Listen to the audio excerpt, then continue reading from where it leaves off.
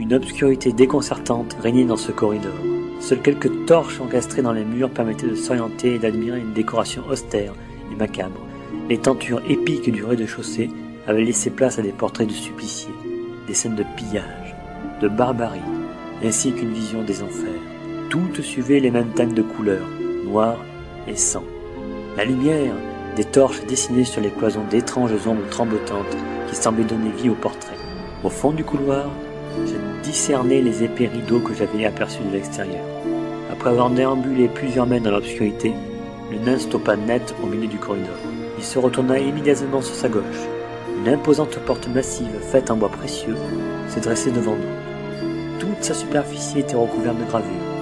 Aucun millimètre n'avait été épargné. Ces dessins abstraits semblaient être en réalité une écriture cunéiforme. Je n'avais jamais rien vu de tel. Cette gigantesque porte semblait sortir de notre âge, usée par le temps. Le nain poussa péniblement l'un des deux battants. Puis, après l'avoir entrouverte, il poussa le second et m'invita cordialement à le suivre. Notre chemin était guidé par un large tapis noir, bordé de part et d'autre de chandeliers disposés symétriquement. Leur faible lueur me permit de me rendre compte de l'ampleur de la pièce. La salle était gigantesque. Le plafond montait jusqu'au dernier étage. Nos pas résonnaient à intervalles réguliers dans cette immensité. De vieilles et terrifiantes tentures ornaient toujours les murs.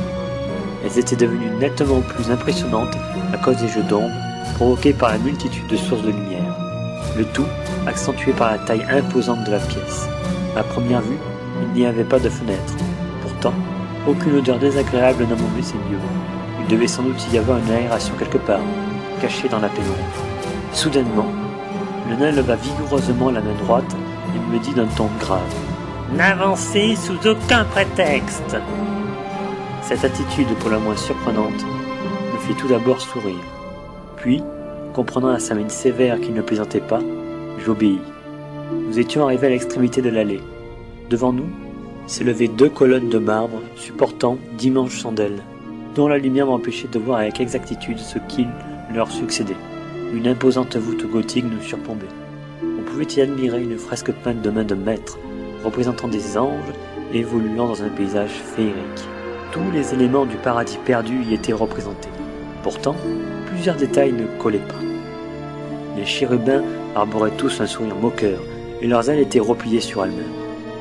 Je crus reconnaître un peu plus loin, au centre de la pièce, les contours d'un trône. Il me semblait qu'un homme y siégeait. Le nain se dirigea lentement vers lui, s'arrêta quelques pas avant, se prosterna et dit d'un ton servile « Voici l'homme que vous recherchiez, mon maître !»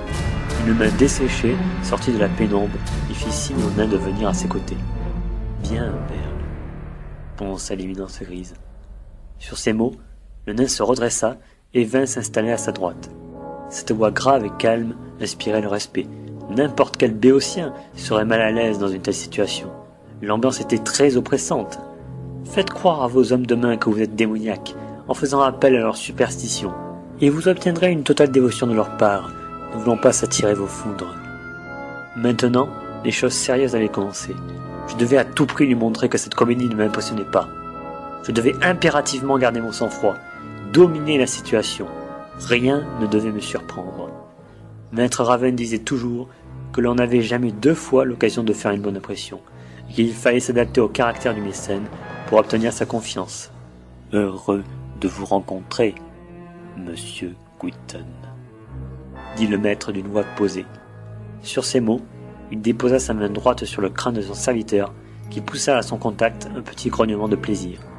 Je devais prendre la parole, poser des questions cruciales, rien ne devait m'échapper. Sur ce, je dis d'un ton froid et serein. Qui dois-je oxyre ? Mes propos semblaient beaucoup l'amuser. Il poussa alors un de ces petits rires semi-étouffés que seuls les grands de ce monde connaissaient si bien. Il poursuivit de façon joviale. Voyons, Monsieur Quitton, pour qui me prenez-vous ? Pensez-vous véritablement que je puisse souhaiter la mort d'un être humain ? Je ne répondis pas à cette question pour la moins provocatrice et restai de marbre. Voyons, reprit-il d'un ton moralisateur. Il fit à nouveau un léger signe de la main à Berle, qui se dirigea lentement sur ma gauche tout en titubant. Puis, le dévoué serviteur sortit de la pièce par une porte de service. Pendant un certain laps de temps, aucune des deux parties ne prit la parole. L'homme, assis sur le trône, se grattait délicatement le bouc de la main droite.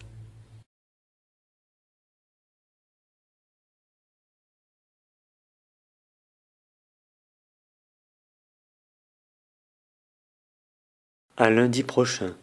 Au revoir, à bientôt.